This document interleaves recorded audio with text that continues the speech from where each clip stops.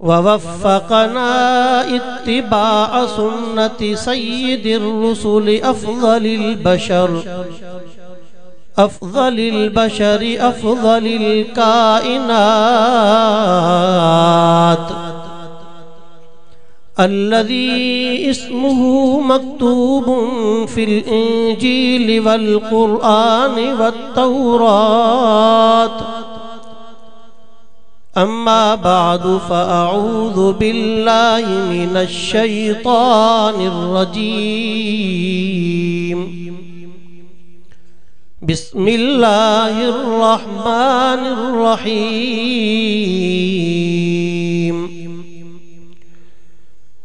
लक़द ख़लक़नल इंसान फ़ी अहसनि तक़वीम वक़ाल तआला फ़ी मक़ामिन आख़र इन्ना नहनु नज़्ज़लना ज़िक्र व इन्ना लहू लहाफ़िज़ून व अन आइशता सिद्दीक़त रज़ियल्लाहु तआला अन्हा क़ालत क़ाल रसूलुल्लाहि सल्लल्लाहु अलैहि वसल्लम क़िराअतुल क़ुरआन फ़िस्सलाति ख़ैरुम मिन क़िराअतिल क़ुरआन फ़ी ग़ैरिस्सलाह व क़िराअतुल क़ुरआन फ़ी ग़ैरिस्सलाति ख़ैरुम मिनत तस्बीह वत्तस्बीहु ख़ैरुम मिनस सदक़ह वस्सदक़तु ख़ैरुम मिनस्सौम वस्सौमु हल जज़ाउहु इल्लल जन्नह सदक़ल्लाहु व सदक़ रसूलुहुन नबियुल उम्मियुल करीम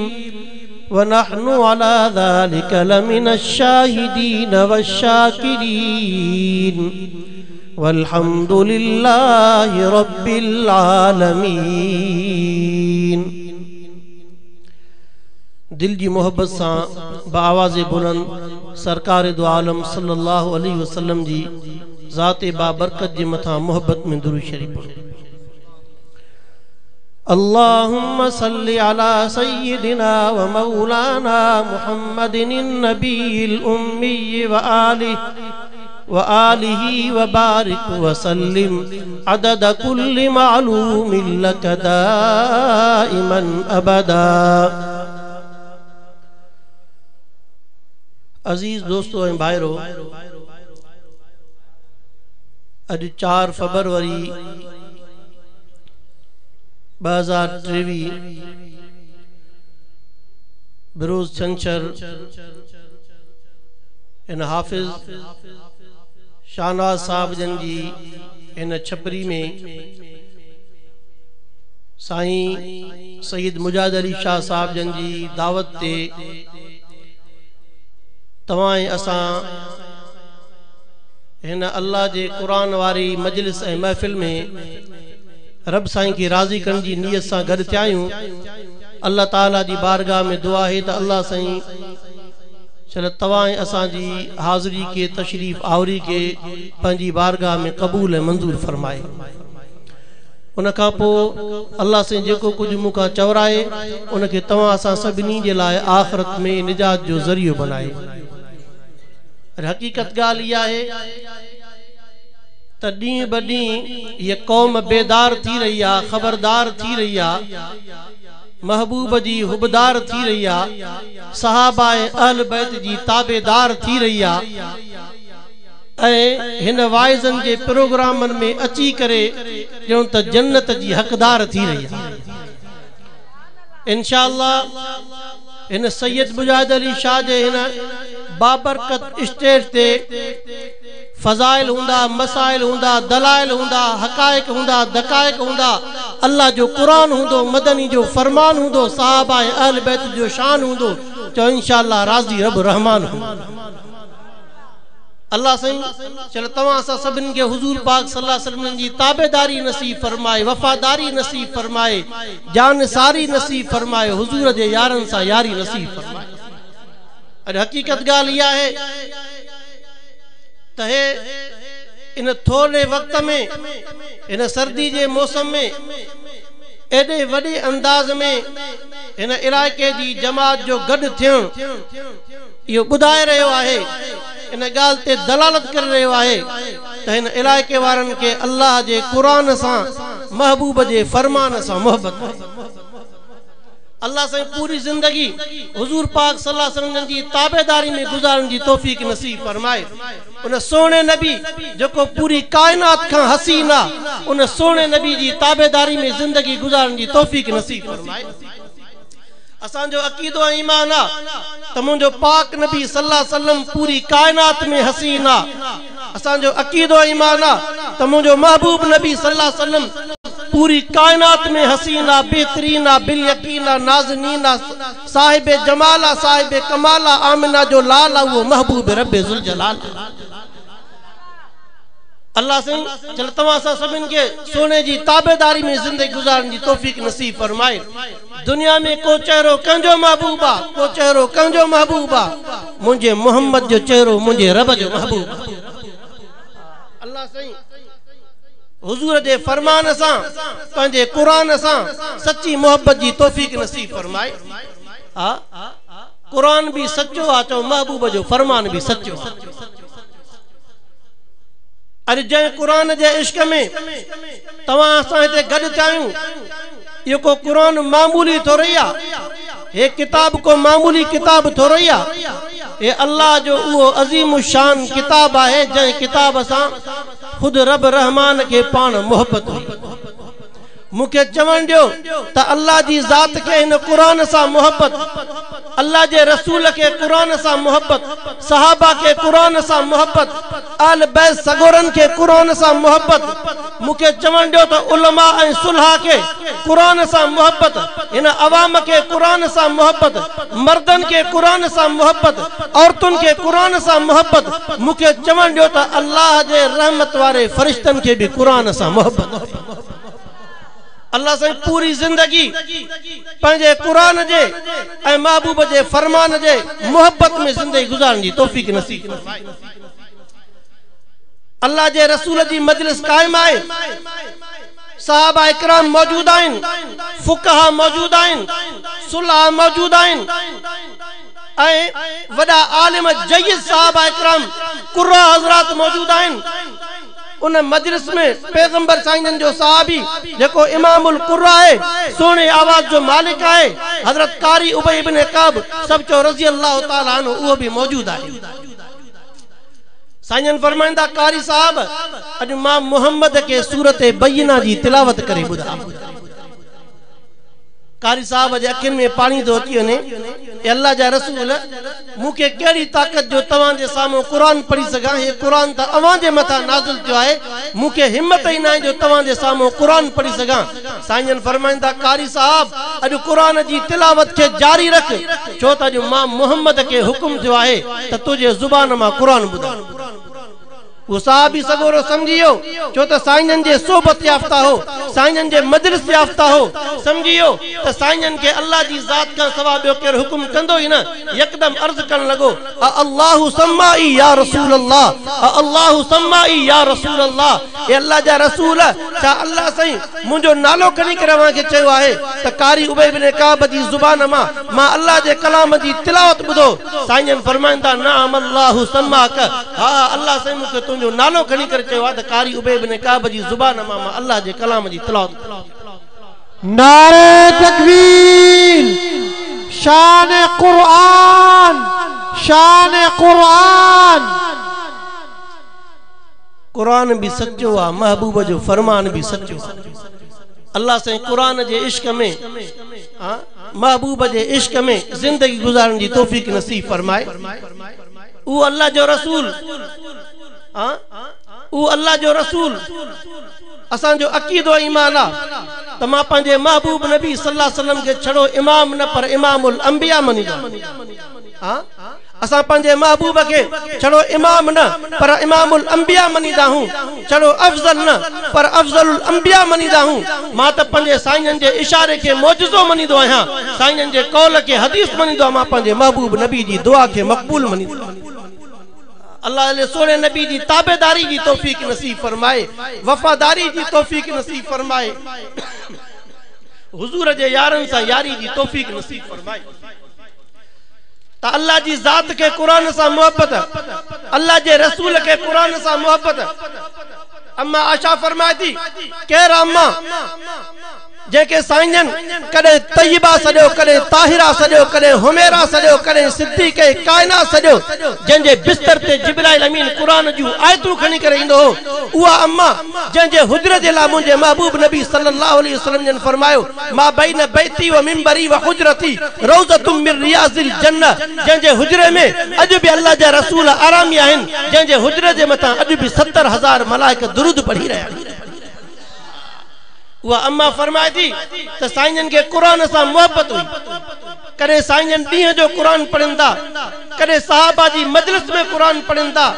कदे अकेला कुरान पढ़ंदा, कदे सहाबा जे जुबान में कुरान ॿुधंदा, कदे रात जो मुझे हुजरे में बीह करे मुसल्लो विछाए करे अल्लाह जे कुरान जी तिलावत करे। पर साईंजन जी तिलावत का मामूली तिलावत हो रही, जरे अल्लाह जा रसूल सल्लल्लाहु अलैहि वसल्लम कुरान जी तिलावत कंदा हा, अम्मा फरमाए थी मुसल्लो विछाए करे ॿ रकातूं नफिल जी नियत करे जरे अल्लाह जा रसूल सल्लल्लाहु अलैहि वसल्लम कुरान जी तिलावत कंदा हा त उन वक्त अखिन मुबारकन मां गोड़ा मोतीअ जे दाणन वांगुरु छणी करे मुसल्ले ते किरंदी। हिकड़ो गोरन जो अखिन में हिकड़ो नीरन जो हीअं वहण हूंदो आहे, ॿियो गोड़न जो मोतीअ जे दाणन वांगुरु निकरण हूंदो आहे। इन मोतीअ जे दाणन में दाणे दाणो थी करे जेके गोड़ा निकरंदा आहिनि, इन्हनि में हुस्न चमकंदो आहे, छो त मुंहिंजो महबूब हसीन हो। जीअं साईंजन जे गोड़न में हुस्न हो, तीअं अल्लाह जे रसूल सल्लल्लाहु अलैहि वसल्लम जे पगर में हुस्न हो। साईंजन के जरे पगर इंदो हो न, मोतीअ जे दाणनि वांगुरु रुखसार मुबारक ते पगर चमकंदे नज़र इंदो हो, मोतीअ जे दाणनि वांगुरु चमकंदे नज़र इंदो हो। साईंजन जो पगर भी हसीन आहे, चओ न सुभान अल्लाह। असांजो अकीदो ईमान आहे त जीअं साईंजन जो इस्म हसीन आहे, जीअं साईंजन जो जिस्म हसीन आहे, तीअं असांजो अकीदो ईमान आहे त साईंजन जे जिस्म मां निकतल पसीनो भी हसीन आहे।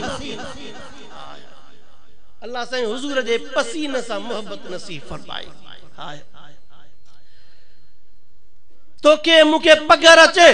त केर गड वेहण ला तैयार न हूंदो आहे। अल्लाह जे रसूल सल्लल्लाहु अलैहि वसल्लम के जडे पगर इंदो हो, मक्को ए मदीनो खुशबू सा मोतर मदीने जो औरतूं साईंजन जे पगर मुबारक जे फुरन के शीशन में जमा कर रखंदियूं। जडे खुशी जो मौको थींदो एक तीली बोड़े करे कहीं कपड़े ते लगाई वेंदी त पूरो माहौल खुशबू सा मोतर थी। बाहर आयल औरतूं पुछा कंदियूं अवा ये खुशबू आंदी किताए, हे त मक्के जे बाजार जी मालूम न पी थे, हे त मदीने जे बाजार जी मालूम न पी थे, हे त यमन जे बाजार जी मालूम न पी थे, अवा ये खुशबू आंदी किताए। मदीने जो औरतूं जवाब में चवंदियूं मक्के ऐं मदीने जे बाजारनि जी खुशबू के कहिड़ी ताकत, यमन जे बाजारनि जी खुशबू के कहिड़ी ताकत जेका हिन खुशबू जो मुकाबलो कर सके, हे त अल्लाह जे रसूल जे पगर जी खुशबू। फरमाए जे कपड़े ते तीली बोड़े कर लगाई वेंदी वो कपड़ो कड़ी सड़ी करे खत्म थींदो, पर अल्लाह जे रसूल जे पगर जी खुशबू खत्म न थींदी। अल्लाह से हुजूर जी ताबेदारी जी तौफीक नसीब फरमाए, सोने नबी सा वफादारी जी तौफीक नसीब फरमाए, हुजूर जे यारन सा यारी जी तौफीक नसीब फरमाए। आमीन त चओ। अम्मा फरमाए थी साईंजन जने कुरान जी तिलावत कंदा हा, अम्मा आशा फरमाए थी अल्लाह जे रसूल सल्लल्लाहु अलैहि वसल्लम जे अखिन मुबारकन में गोड़ा मोतीअ जे दाणन वांगुर डबकी करे मुसल्ले ते किरंदा हा। उन का पो साईंजन जने दुआ घुरंदा हा, ये गोड़ा मुबारक मोतीअ जे दाणन वांगुर निकरंदा रहंदा हा। साईंजन जने दुआ का फारिग थींदा हा, मां मुसल्लो खणंदी हम, मुसल्लो एडो आलो लगो पे हुंदो जण त पानी जा जग खणी करे मुसल्ले ते हारिया विया। कुरान से मोहब्बत ही अल्लाह जिन तवा सा के कुरान जी मोहब्बत नसीब फरमाए, कुरान पाक जी तिलावत जो शौक नसीब फरमाए। अॼु असां कुरान जी तिलावत जो शौक निकिरी, गानन जो खराब मजलिसन जो होटलन जो शौक अची वियो। अल्लाह कुरान जी मोहब्बत नसीब फरमाए, अल्लाह मस्जिद सा मोहब्बत जी तौफीक नसीब फरमाए। अल्लाह अल्लाह जे रसूल के कुरान सा मोहब्बत, सहाबा के कुरान सा मोहब्बत, सोने सिद्दीक के ॾिसो, वाह सिद्दीक तुझी अज़मत ता कुर्बान वञा। बाजार में कपड़े जो दुकान आ, जॾहिं कुरान खोले करे बाजार जे अंदर दुकान में कुरान जी तिलावत तो करे, मानू कमकार छड़े सिद्दीक अकबर जे जुबान मां कुरान जी तिलावत ॿुधे। वाह सिद्दीक तुझी अज़मत ता कुर्बान वञा। एड़े ज़ौक़ ऐं शौक़ में कुरान पढ़ंदो जो ॿुधण वारनि जा लिंग कांडार थी वेंदा। 13 माण्हू छड़ो सिद्दीक अकबर जे जुबान मां कुरान पाक ॿुधी करे मोहम्मद जे इस्लाम खे क़बूल कयो। काफरन जो वफ़द साईं जी खिदमत में आयो, ए मोहम्मद पंजे परवाने मस्ताने इन सिद्दीक के समझा सही। साईं फरमाओ छा गाल है? जे साईं सिद्दीक के समझाओ सही ते मसलो चाहे जे साईं एड़े अंदाज में कुरान तो पढ़े जने सिद्दीक इश्क ए मोहब्बत में कुरान जी तिलावत कंदो आहे। असा जे घरन में मायू मानी पचान छडे दींदियो आहिन, व्यापारी व्यापार छडे दींदा आहिन, ताजर तिजारत के छडे करे, मजदूर मजदूरी छडे करे, दुकानदार दुकानदारी छडे करे, झिटन में भी करे सिद्दीक अकबर जे जुबान मां कुरान ॿुधंदा आहिन। जने सिद्दीक इश्क ए मोहब्बत में ज़ौक़ ए शौक़ में कुरान जी तिलावत कंदो आहे, उन जे जुबान में एड़ो तासीर हुंदो आहे जो तिलावत करण वक्त पान भी रोंदो आ त ॿुधण वारन के भी रोवारे छे। अल्लाह सा के भी एड़ो शौक़ नसीब फरमा। अजो सांजे दफ्तरन में कुरान वयो, अजो सांजे मजलिस महफिल में कुरान वयो। अल्लाह सिंचल सबिन जे बचड़न के कुरान जी नेमत नसीब फरमाए। मर्दन औरतन के कुरान जी तिलावत जो शौक नसीब फरमाए। मां दुआ करन आयो हां त अल्लाह साईं हिन गोठ के हिन पूरे इलाके के अल्लाह से कुरान जी तिलावत से आबाद। वरी फारूक आजम के त ॾिसो, वाह फारूक तुझी अज़मत ता कुर्बान वञा। आए त कुरान ॿुधंदो आहे, वरी दुनिया छॾे तो मुसल्लो हुजूर जो जुबान ते अल्लाह जो कुरान जारी। पंजी भेण फातिमा बिनते खत्ताब जी जुबान मां जडे फारूक आजम कुरान पाक बुधो आए, उन सूरत ताहा जू 2 आयतूं तिलावत कयूं आहिन। हजरत फारूक आजम जे जिस्म मां पसीनो वही रहियो आहे, अखिन मां लुड़क वही रहिया आहिन। हजरत फारूक आजम पंजी भेण फातिमा बिनते खत्ताब के चए थो, ए अद्दी इन आवाज के बंद कर, इन आवाज में अजीब तासीर आहे, मता मुझो सीनो कुफर जी हालत में फाटी पे, जल्दी कर, देर न कर, मुके अल्लाह जे रसूल जी खिदमत में उठी करे कलमो पढ़ाए करे मुके मोहम्मद जो गुलाम बना। हजरत फारूक आजम रज़ी अल्लाह ताला अन्हु जरे अल्लाह जे रसूल सल्लल्लाहु अलैहि वसल्लम जी खिदमत में कलमो पढ़न ला अची रहियो आहे। साईं के खबर पया उमर अचे तो अल्लाह जो रसूल भी करे उमर जो इस्तकबाल करे रहियो। वाह उमर तू तो वडो खुश नसीबा, मेराज वारी रात 1.25 लाख नबी जय मोहम्मद जो भी करे इस्तकबाल करे रहा, वो मोहम्मद जो भी करे उमर जो इस्तकबाल करे। उमर साईं फरमा 22 लाख मुरब्बा मेल जो बादशाह फरमाए अल्लाह साईं जेका मुके दुनिया में इज्जत नहीं आए यो कुरान जी बरकत जे करे। पर उमर साईं जरे कुरान पढ़ंदो हो ना, अखिन में गोड़ा बांधा, जिस्म डकी वेंदो हो। हजरत अब्दुल्ला बिन शदाद फरमाए तो मां फजर जी नमाज उमर साईं जे पोया पढ़ी रहे हुम। उमर साईं फजर जी नमाज में सूरत यूसुफ जी तिलावत कर रहा। तिलावत कंदे कंदे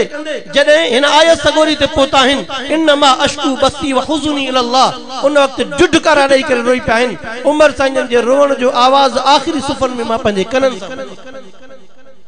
अल्लाह सबिन के कुरान जी तिलावत जो शौक नसीब फरमाए। सहाबा के कुरान सा मोहब्बत, आल बैत सबरन के कुरान सा मोहब्बत, अम्मा आशा के कुरान सा मोहब्बत, अम्मा फातिमा ज़हरा के कुरान सा मोहब्बत। चो सुभान अल्लाह। जेके आल बैत जी मोहब्बत में जागी रहा वो मोहब्बत में चो सुभान अल्लाह। हजरत अब्दुल्ला बिन जुबैर फरमाए तो इशा जी नमाज का पो मां एकड़ो शरई मसलो पुछन के लाए अम्मा आशा जे घर आयो हां, क्योंकि मुझी खाला ए मासी हुई, मुके पर्दो कौन हो। इशा जी नमाज का पो दिसा त अम्मा आशा रज़ी अल्लाह ताला अन्हा मुसल्लो विछाई बिठी आए, बरकातु नफिल जी नियत क्यों बिठी आ, जुबान ते अल्लाह जे कुरान जी तिलावत जारी। काफी देर इंतजार कम हले विम, कुछ देर का पाम दिसा त रुकू में आए, तमाम रुकू ट्रगो थियो। कुछ देर का पाम दिसा सजदे में आए, तमाम सजदो ट्रगो थियो। हलियो वियुम कुछ देर का पाम दिसां त हाने त फजर जी नमाज जो वक्त करीब आए हाने दिसां त अम्मा आशा छा कर रही आए हाने जो अची कर दिसां त बई अतरा रब जे सामो फैलाई पई आए अखिन में लुड़क जारी आहिन जुबान ते अल्फाज हैं अल्लाह हुजूर जे गुनाहगार उम्मत जी पारत थई हुजूर जे गुनाहगार उम्मत जी पारत अल्लाह से असां जे अमड़न ए न्याणन के कुरान पाक जी तिलावत जो शौक नसीब फरमाए इन जे करे के अल्लाह वारे चेवा तू है खातून जन्नत की मां आशा तू है खातून जन्नत की मां आशा कोई दुनिया में तुझसा कहां आशा तेरी पाकीज़गी और तत्हीर का है गवाह खालिक के दो जहां आशा सूरह नूर में है जिसका तज़किरा सूरह नूर में है जिसका तज़किरा है उसी नूर की कहकशा आशा कितना आका और सिद्दीक में प्यार था कितना आका और सिद्दीक में प्यार था है उसी प्यार की दास्तां आशा और रब ने कुरान में बताया हमें और रब ने कुरान में बताया हमें कि हम सभी मोमिनों की है मां आशा अल्लाह से सबिन जी न्याणन के सबिन जी अमड़न के कुरान की तिलावत जो शौक नसीब फरमाए ये तो अम्मा है पर न्याणी जी जिंदगी में नजर क्यों अम्मा फातिमतुज़ ज़हरा जी जिंदगी में नजर क्यों अम्मा फातिमतुज़ ज़हरा हया जी मलका हुई अम्मा फातिमतुज़ ज़हरा सखा जी मलका हुई अम्मा फातिमतुज़ ज़हरा कुरान जी तिलावत जी मलका हुई हज़रत अली साईं फरमाइंदा इशा जी नमाज का पो बरकातु नफिल जी नियत के पेरी रकात में सूरत फातिहा का पो सूरत बकरा जी तिलावत शुरू के कुरान जी वडे में वडी सूरत बकरा जदे पूरी थी मु समझो हाने रुकू कंदी पर सूरत बकरा खत्म सूरत आल इमरान खत्म सूरत निसा खत्म सूरत माइदा खत्म सूरत अनाम खत्म सूरत आराफ खत्म जदे कुरान जा 15 सिपारा मुकम्मल थिया अम्मा फातिमतुज़ ज़हरा पेरी रकात जो रुकू कयो जरे बी रकात शुरू करें 16 सिपारो खत्म 17 खत्म 18 खत्म 19 खत्म 20 खत्म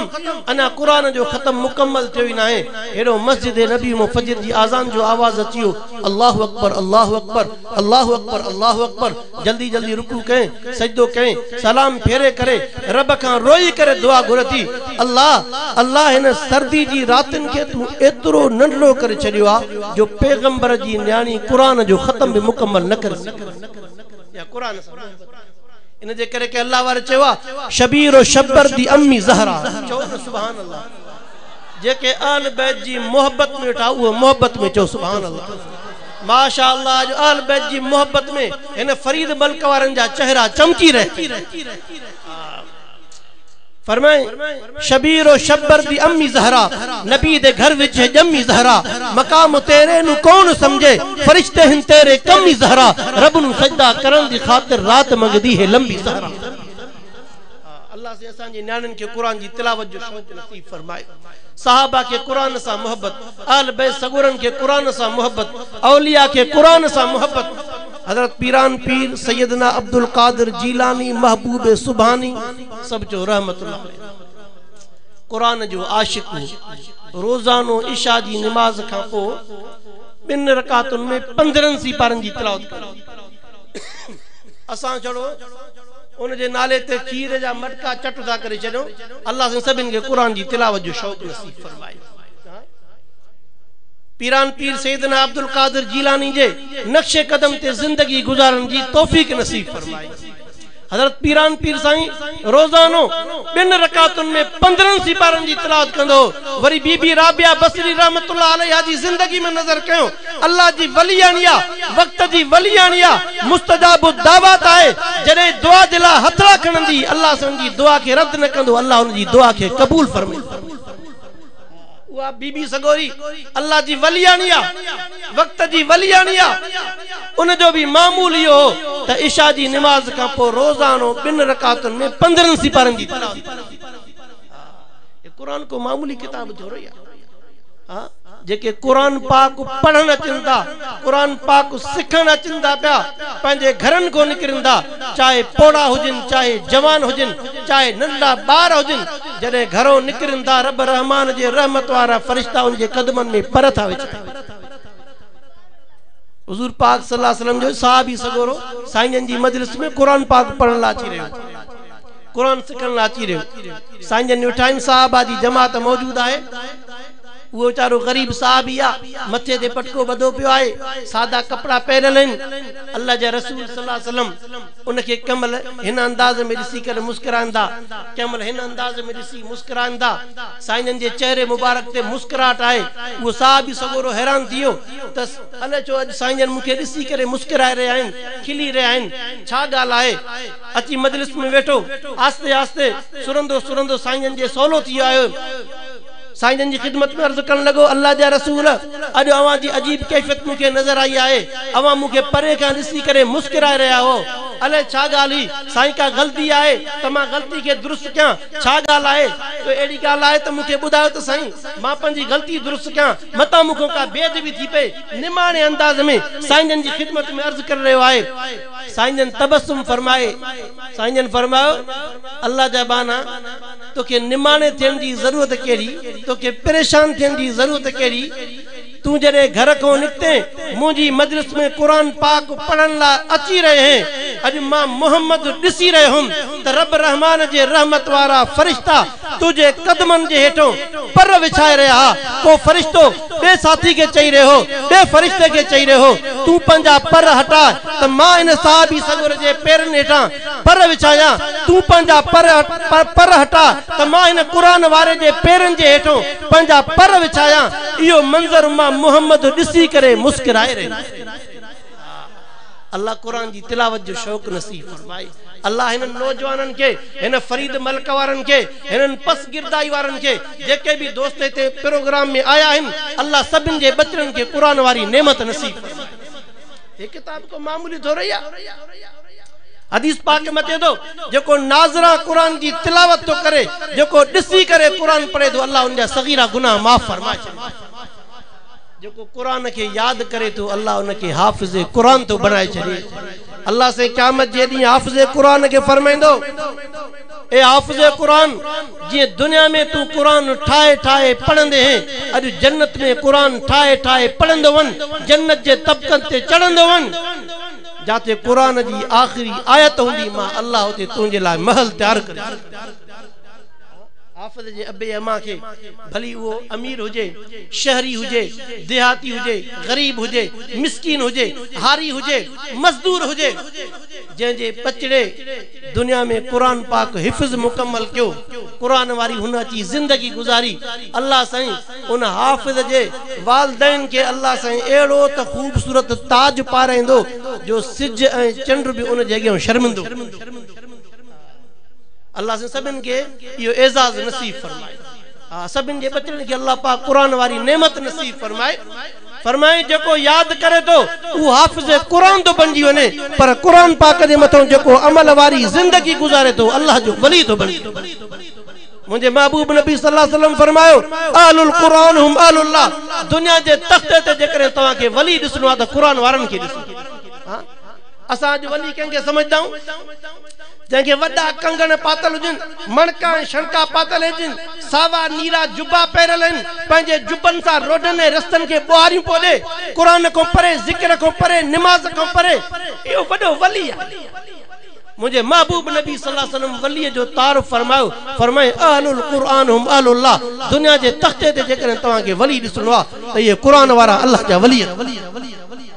अल्लाह कुरान वारन सा मोहब्बत जी तौफीक नसीब फरमाए